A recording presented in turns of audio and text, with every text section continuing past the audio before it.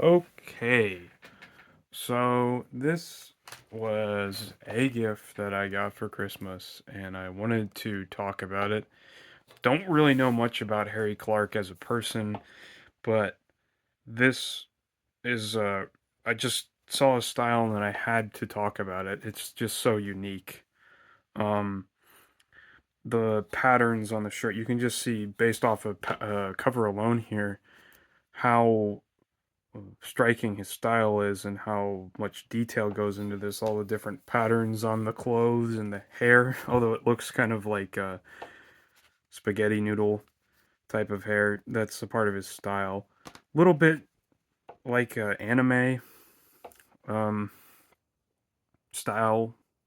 I something like this definitely had to rub off on anime. Um, by the way, I hope no one complains about my nails in this part like they did last time. Fuck you. You know who you are. Um, alrighty. This guy did a lot of. Oops, but we have to be careful here. There's some nudity. So he did some works for Faust, which I've never read, but I think um, it's a German story or something like that from Germany, isn't it? I mean, Faust means fist in German, so I'd assume it came from Germany. A bunch of fairy tale stuff. You can learn more about him here, but I can't read, so no. I already had nudity there. So you might think this just is all in black and white, but it's not. There's a lot of color here. There's some for Faust, and I just love his figures. The proportions on them is really nice too. They're very tall and slender and um, I don't know, cartoony looking. To me, this definitely looks like anime, anime style type of drawing. Um, I kind of have to wonder if Yoshitaka Amano didn't find some influence with this guy because it just gives me the same vibes, and you'll see what I mean as I go along if you're familiar with any of his work. Um, so there's some ones from Faust here. This is the thing from the cover here. The amount of like negative space in the black and the white just looks so good. Um,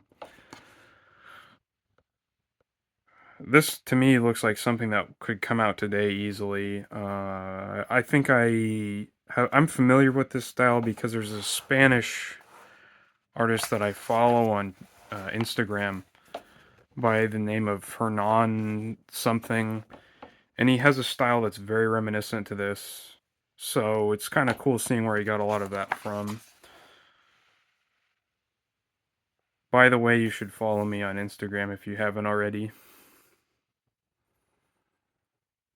That's pretty cool composition right here. He'll have like, I mean, look at this. You have these two very beautiful couple in the middle, and then you have this monstrous looking thing, like something out of H.R. Geiger. It's really scary.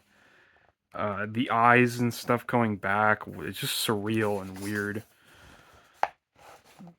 Yep, there's more Faust stuff. We're still on Faust here. I have no clue what is going on in this here. Just a couple small portraits from Faust.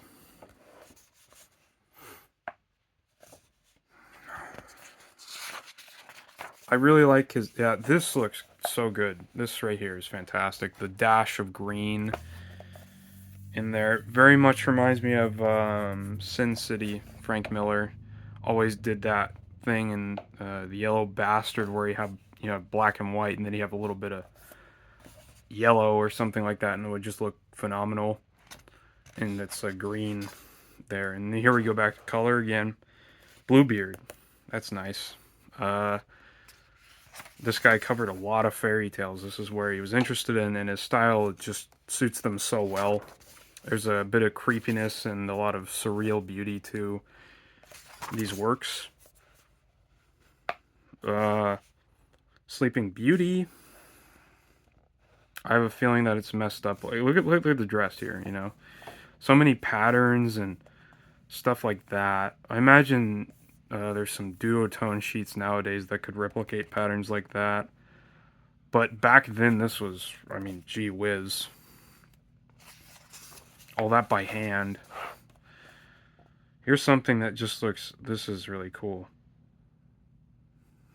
His style is pretty, he doesn't need to focus on a lot of shading or anything like that. You can see there's really no shading there or anything, but the amount of overwhelming detail in this is what really makes up for that lack of shading and rendering and on the people. That you're really not there for that. You're there to look at the backgrounds and these I don't know what you call them, really, the borders around them. Ridiculous witches. You got Cinderella. Love that pose. Ridiculous wishes. Never heard of this. Donkey skin. Donkey skin. I'm not familiar with this. I don't know. See, he manages to make his poses look kind of fluid still, even though he is working with these ridiculous proportions. They look pretty. There's maybe not. There's a little bit of stiffness in that. I'm not an expert at gestures, so maybe I shouldn't comment on stuff like that. Yeah, there's what's this? Telltale Heart. Ooh, you got some Edgar Allan Poe here, right? That's nice. That fits his style perfectly. Yeah. Mystery of Mary Roger. Never heard of it. This one's cool. I don't know if Sergio Topi was influenced by this guy, because you can see the amount of, there's a car going by, the amount of patterns, and he does that a lot. He changes all those patterns, and it really helps the thing look so detailed.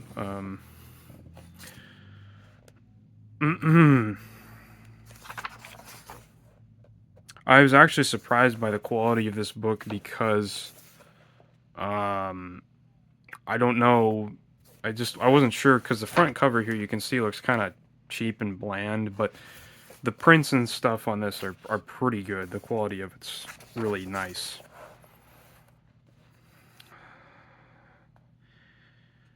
I think he also did a lot of stained glass stuff, which makes sense.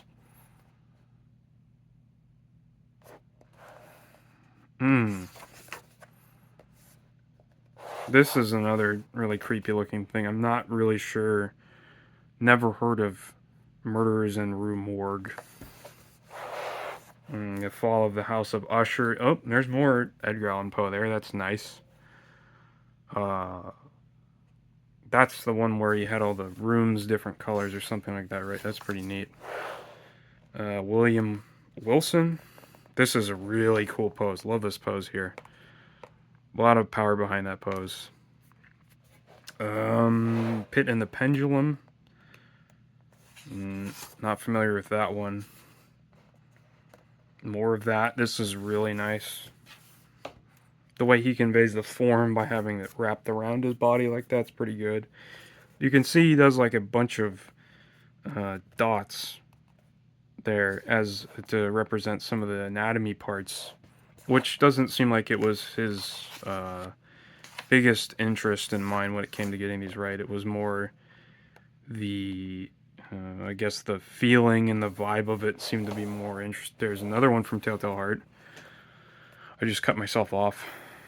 I never know what to say in these types of videos, so I feel like I'm rambling for half of it. But hopefully you get something out of it.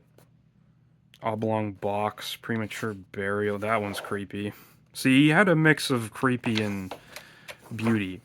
That's what I like about his style. It's ugly, but it's also beautiful. Cask of Amontillado. Never heard of that one.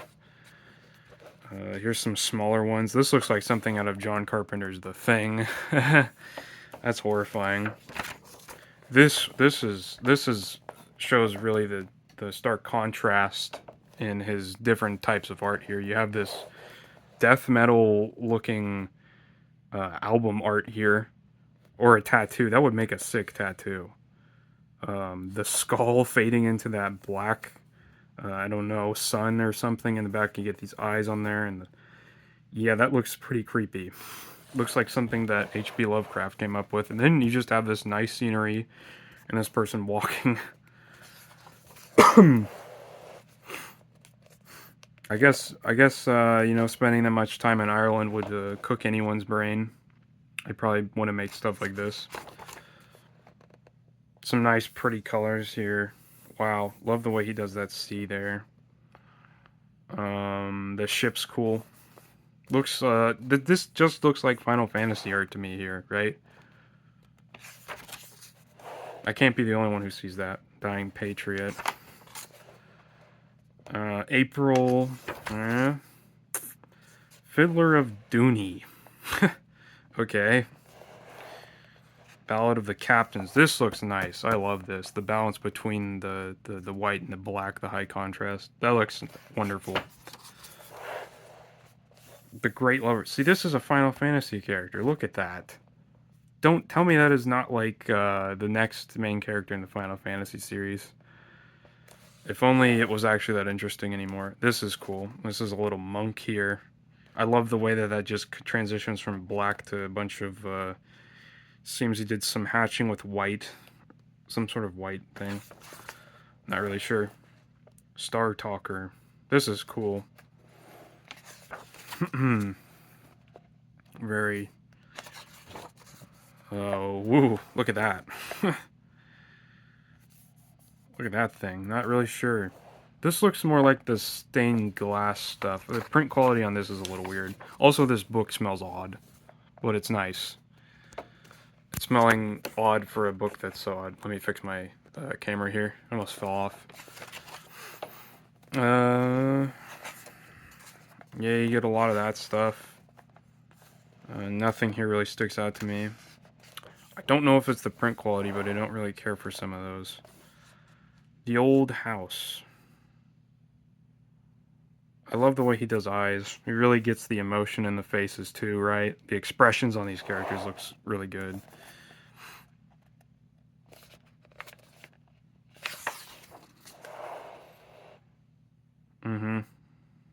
Gashes of Fortune. Great Claws and Little Claws. Don't know what that's from. Thumbnelia. Some thumb... whatever. Traveling Companion. This looks so good. Snow Queen, Snow Queen. Wow, this one right here, oh my god.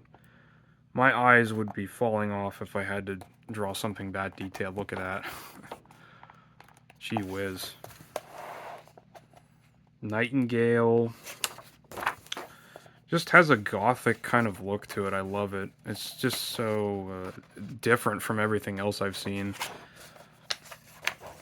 That, Felice.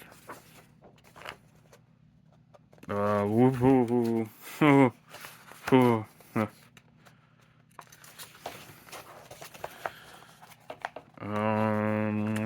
These would make for cool tattoos, I'm telling you.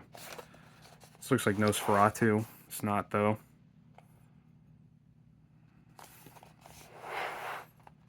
I bet I would love to see Nosferatu in this guy's type of style. That'd be great. Yeah. So, there you have it. There you have Harry Clarke's drawings. If you're not familiar with him, I definitely recommend checking him out. And I might do a deeper dive into his art later on, because I really like it. And I'm sure he has some interesting history. This book's pretty good quality. I do recommend it. And a couple things to say is I'm working on the Dynasty Warriors Origin review right now. I haven't finished the game yet. It's going to take a while, so I just went ahead and made this video today. So you could have something to watch while you wait and suffer. And thank you for the support. We've really grown a lot this month as a channel, and I've been really focusing on my amount of uploads and My second channel that I've started, if you don't know about that, I have a second channel now where I just play games and stuff. They're usually just short edited versions of what I play. And that's pretty much it. Thank you for watching and supporting me.